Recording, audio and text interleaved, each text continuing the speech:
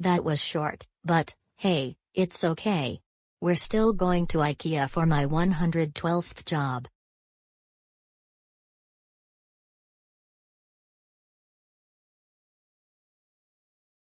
About Us. What started as a tiny mail order company in rural Sweden has now become a global home furnishing brand that brings affordability, design and comfort to people all over the world. We may have come a long way since our humble beginnings, but our vision remains the same: to create a better everyday life for the many people. Here you can explore the IKEA story and learn more about our heritage and the events that shaped us. Two barefooted children in gray tracksuit pants and long-sleeved t-shirts jumping on a dark blue sofa. The IKEA vision and values. Inspired by our vision and driven by our values, we're passionate about life at home. Learn about the IKEA vision and values. A portrait of IKEA founder Ingvar Kamprad, outdoors smiling while wearing a pink, white and green striped shirt. Most things still remain to be done. A glorious future. Ingvar Kamprad, IKEA founder. The cover photo of the 1973 IKEA catalog showing a couple reclining on two attached easy chairs in a room with yellow carpet. A brief history of IKEA. The IKEA story began in the Swedish town of Åtildholmshult in the 1940s.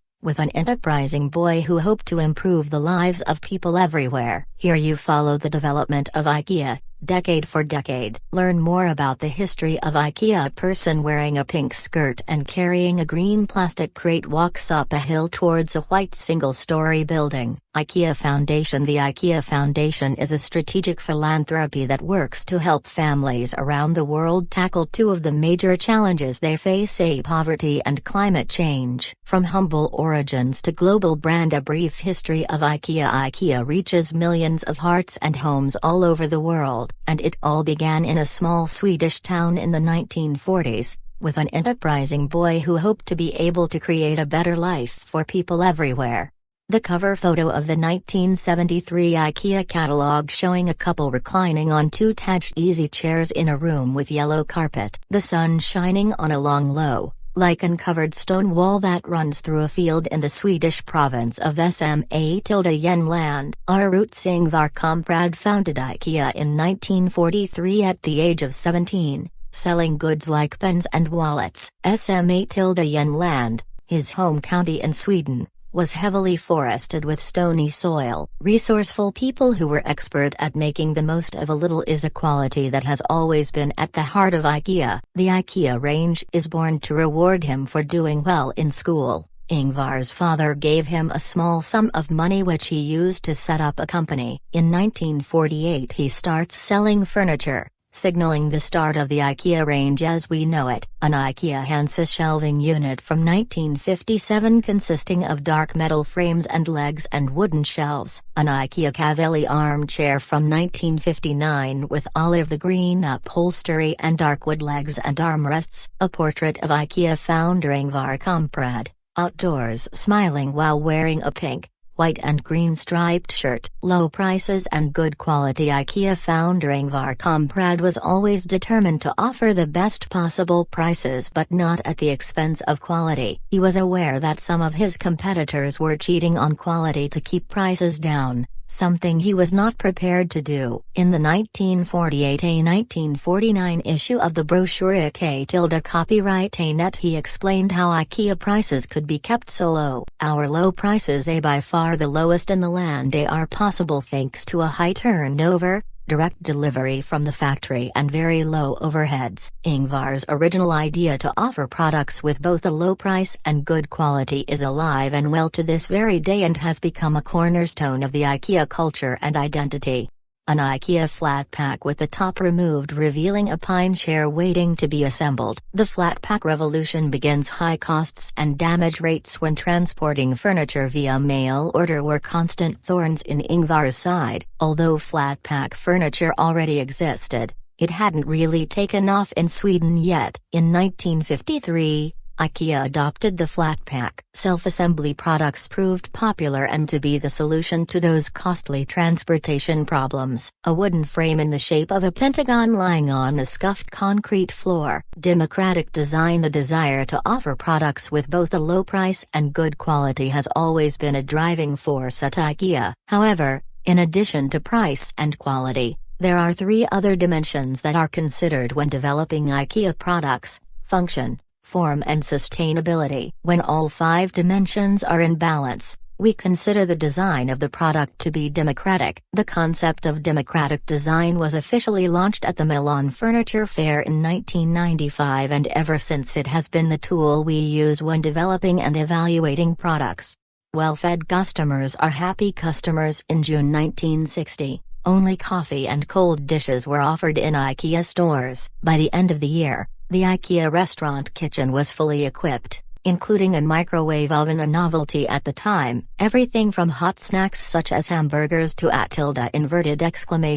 !Lockhart dishes were served. The idea comes from something Ingvar observed. People left the store at lunchtime to eat in one of the restaurants or street kitchens in !Halt. This interrupted the whole buying process. He realized that hungry customers buy less, or as we often say, it's tough to do business on an empty stomach. A chef in a high chef's hat stands behind a counter in an IKEA restaurant sometime in the 1960s. A large, framed, borderless world map in black and white hangs on a beige wall above two daybeds. IKEA expands and restructures. 1950–1959, IKEA expanded operations in Sweden. 1960–1969. Stores opened in Denmark and Norway. 1970s, the expansion continued in countries outside of Scandinavia including Australia, Austria, Canada, Germany, Hong Kong, Japan, Kuwait,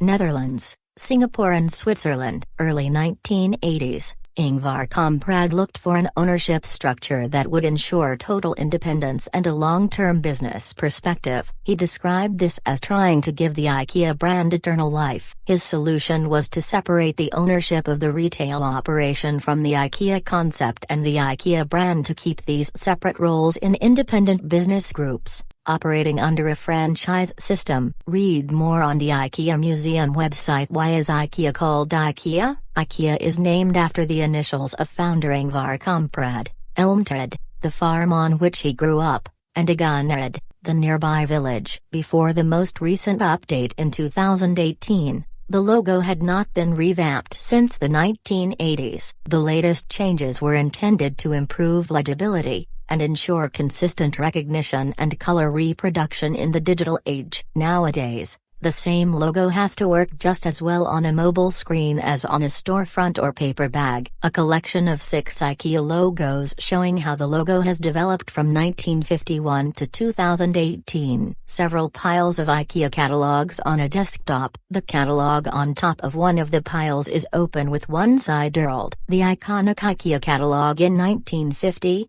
The first annual IKEA home furnishing catalog was published in Sweden. It would go on to be the flagship of IKEA marketing material until 2021, when the last printed version rolled off the presses. Read more on the IKEA Museum website. 3 young children in bare feet, jumping on a blue IKEA sofa. The IKEA vision and values: mother and daughter watch dad and another daughter play with a train set on the living room floor. Work with us: a young child with long brown hair standing in a white tiled bathroom rinsing their hands in the wash basin. A sustainable everyday. How? Cicada is the loudest animal ever. Let me tell you facts. Cicada. Some species of cicada live as long as 17 years. Though most of the time is spent underground. By Elise and Shaw. Have you ever heard a buzzing sound in the summertime? It might be a male cicada trying to impress a mate, but depending on where you live and what year it is, you might not hear just a few buzzing bugs hanging out in the tressa. Things might get so loud you won't hear anything else but the buzzing. A bug's life. Cicadas start their lives as eggs. Females lay 200 to 400 eggs in tiny holes that they make in the branches of trees and shrubs. After 6 to 10 weeks, cicada young called nymphs hatch from the eggs and immediately fall to the ground. They burrow underground and attach to tree roots. The nymphs stay buried to suck tree sap from 2 to 17 years, depending on the species. When this underground life called the dormant period ends, the cicadas emerge above ground at sunset, climb the trunk of a nearby tree, and shed their skin. Now they're adult cicadas. Next, Male cicadas fill the air with shrill buzzing sounds created by rapidly vibrating drum-like plates on their abdomens. The females make clicking sounds with their wings if they like the song. They mate, lay their eggs, and then both male and female cicadas die after just about 5 weeks above ground. Two types. Scientists divide the over 3,000 cicada species into two groups: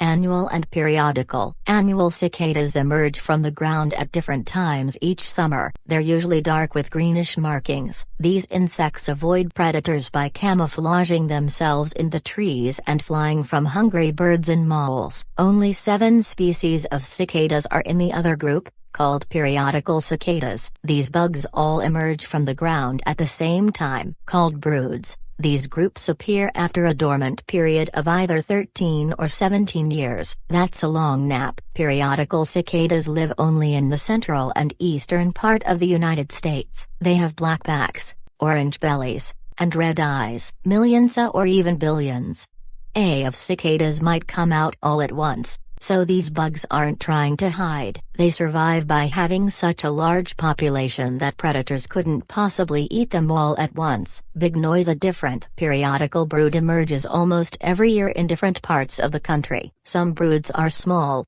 like brood 7, the Roman numeral for 7, which is found only in upstate New York. But others are huge. In the summer of 2021, hundreds of billions of cicadas in brood X, the Roman numeral for 10, will buzz through parts of Delaware, Georgia, Illinois, Indiana, Kentucky, Maryland, Michigan, North Carolina, New Jersey, New York, Ohio, Pennsylvania, Tennessee, Virginia, West Virginia, and Washington, D.C. Although the emergence might sound scary, these bugs aren't harmful. They don't attack people, they don't bite or sting, and they don't destroy crops. So just enjoy the sights and sounds.